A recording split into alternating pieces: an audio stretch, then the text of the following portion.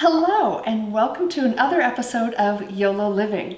I'm Brelle Albert, and I am here today in a fantastic Lennar model home in Spring Lake in Woodland. Our friends here at Lennar have been gracious enough to allow us to film so that we can talk about the 6 most common mistakes that first-time buyers make. And while we're at it, show you some of their fantastic features. Won't you join me for a cup of tea and we can chat? Buying your first home is a really fun and exciting time, but it can also be very nerve-wracking and stressful. It's probably one of the largest financial investments you'll make in your lifetime, and you want to make sure you're doing it right. So let's get right to it.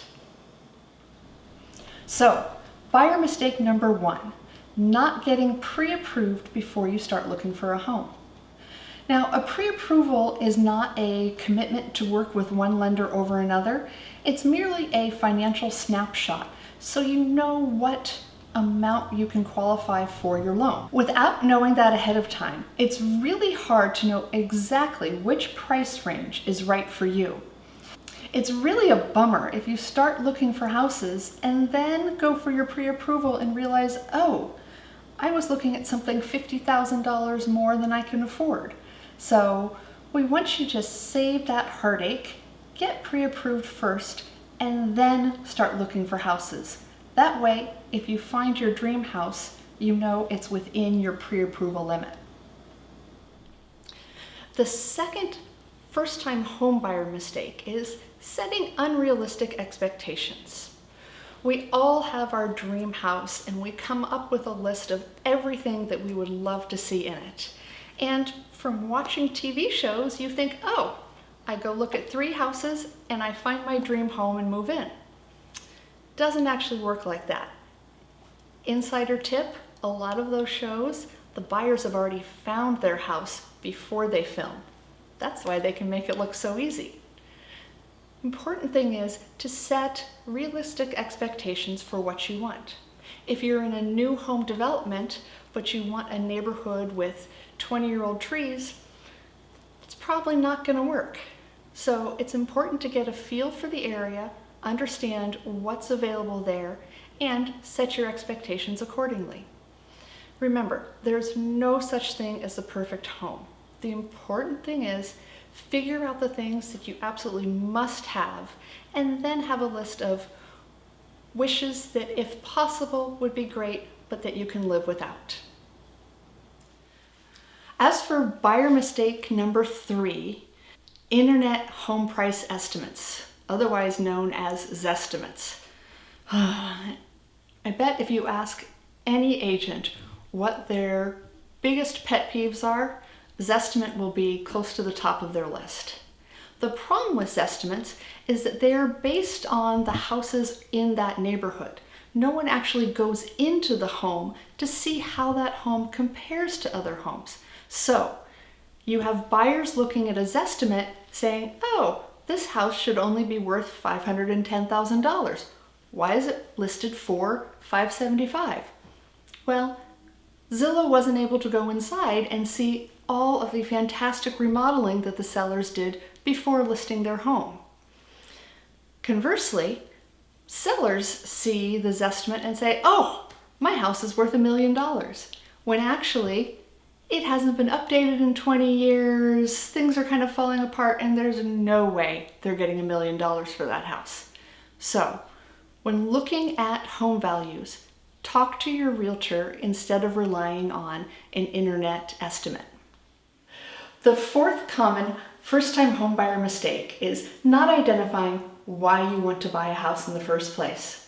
It's a large investment, and it's important to know exactly why you're doing it. So I don't mean just kind of having a fuzzy idea of why you want to buy a house, but actually writing down a list of concrete reasons you want to make that investment. Sometimes it's because your family is expanding and you need more space. Others, it's because you're tired of renting and want to have a place to call your own. Whatever those reasons are, it's important that you just have them written down and know what they are. That way, we can talk through them and I have a much better idea of what I need to find for you in order to make your dreams come true. First-time homebuyer common mistake number 5, not setting a budget before you're out looking for a house. Now, I know you're thinking, Brelle, you told us to get pre-approved and know what our loan amount could be before we start looking. Why do we need to set a budget? That's an excellent question. The budget is how much you want to be spending a month, not just including your loan amount.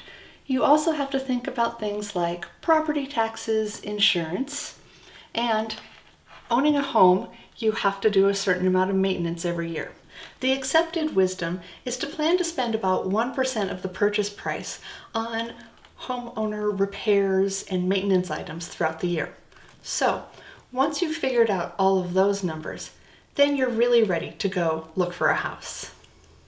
Finally, first-time home buyer common mistake number 6, not pulling the trigger fast enough. I know what you're thinking. Brelle, this is a huge purchase. I can't just dive into it. Absolutely, I understand, and I want you to look around, make sure that you absolutely love a house before making an offer on it. That being said, information is so easy about new homes right now that I find we have a lot of buyers with FOMO, fear of missing out, because they're always seeing some new thing coming on the market. Unfortunately, that can get in the way of them getting their dream house.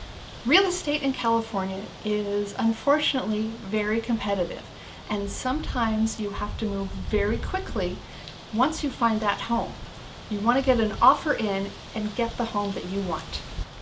So this is why we work together, going through all 5 of those first-time homebuyer mistakes, and make sure that you are ready to jump on your dream home right when you see it. Thanks for joining me on the tour of this lovely Lennar home. By the way, this is model 2737, and as of right now, I know that they still have this available. And I hope you enjoyed learning about the 6 most common first-time home buyer mistakes. If you have any other questions or you're ready to go look, please give me a call, shoot me an email. I'm always here to help you. And if you like this video, please hit the like button and go ahead and subscribe. Thanks for joining Yolo Living. Bye-bye.